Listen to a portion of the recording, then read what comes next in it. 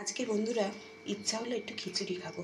তার জন্য নর্মালি ভাতের চাল নিয়ে নিয়েছি, এই যে মুসুরির ডাল, আর এরকমভাবে ডুবো ডুবো করে আলুটা কেটে নিয়েছি। দেখুন, এবার এবার খিচুড়িটা রান্না করব কিভাবে সেটা আপনাদের অবশ্যই দেখাবো। চলুন, আগে গ্যাস ধরিয়ে নিয়েছি। এবার এর মধ্যে কিছুটা নুন দিয়ে দিলাম আর কটা কাঁচা লঙ্কা দিয়ে দিচ্ছি।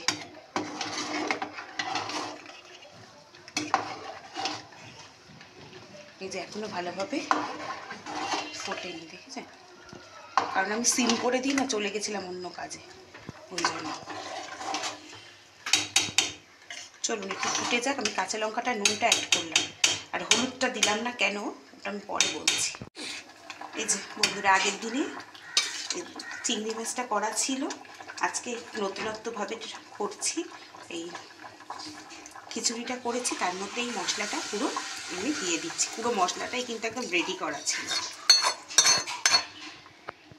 পুরো এটা দিয়ে দিলাম। ওই জন্যই হলুদটা দিলাম না, কারণ কালারটা অটোমেটিক এসে যাবে। সবই করা ছিল এটার মধ্যে। চলুন এটা ফুটুক, না ফুটলে কালারটা আসবে না। চলুন সাথে থাকুন।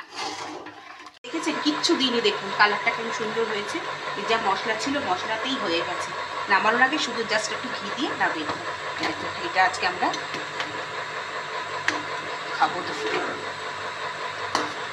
চলুন, এই বেঁচে যাওয়া তরকারি দিয়ে কেমন হয়েছে খিচুড়িটা অবশ্যই কিন্তু কমেন্ট করতে ভুলবেন না। চলুন আজকের মতন এখানেই টাটা। সবাই ভালো থাকবেন, সুস্থ থাকবেন।